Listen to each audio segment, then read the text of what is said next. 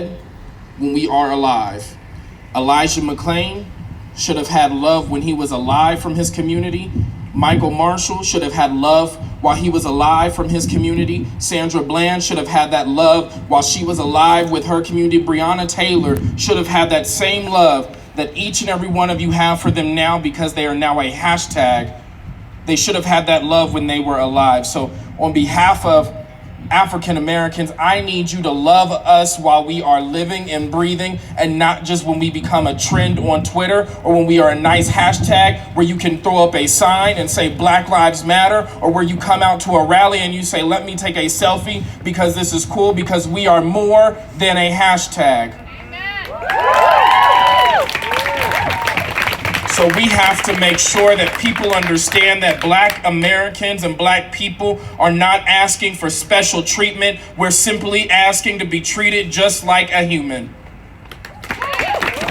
We need you to pour into our communities, support Black businesses, support Black leaders, but also remember all skin folk ain't kinfolk. And so we also have to hold our Black leaders accountable. So when they are making the bad decisions in bad faith of our communities, we are holding them accountable. It doesn't matter if you have a D behind your name or your party affiliation. You can be just as corrupt as somebody who has an R behind their name or with their party affiliation. So my message is just simple, y'all. Love me. Love all of these Black, beautiful people out here while we are alive and in front of you, as much as you love us when you want to put a hashtag up for Twitter.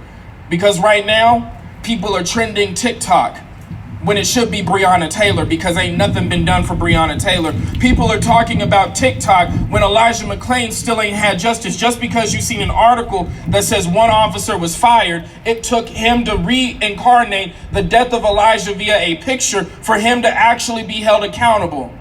And that was only because protests were going on in the city. So don't let people tell you protests don't work. Protests have now caused Senate Bill 217 to be passed in the state of Colorado, the largest police reform measure in Colorado history. You have allowed Denver Public Schools with your protest to end contracts with Denver Police Department.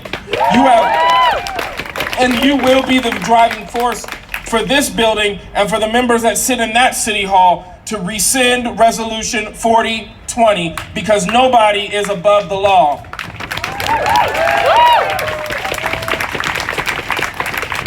When I say his name, you're gonna say Elijah McClain. Say his name. Elijah McClain. That was weak. Say his name. Elijah McClain. That was still weak.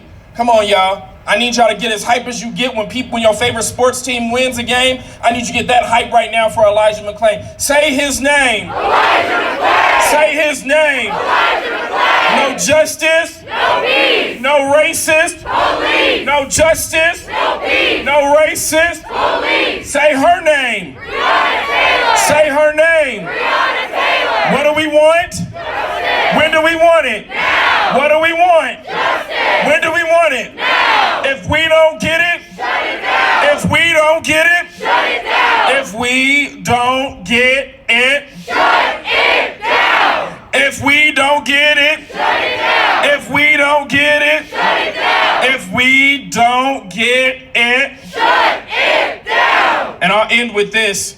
We need to be given some deep love to PSL for consistently showing up for our communities, because the media has consistently failed when telling the narrative of what happened last week in Aurora. It wasn't PSL that put us in danger. It was white supremacists that tried to drive through a crowd of peaceful protesters, and those individuals were not held to the same account as somebody who pulled out a gun to try to shoot and save lives. Whether you agree with the action or you don't, PSL and Frontline Party for Revolutionary Action protected individuals. They put their bodies on the line for us, and they continue to show up for individuals in this community. So news and media outlets, get it right when you tell the story about what happened in Aurora. It wasn't peaceful protesters that were the issue.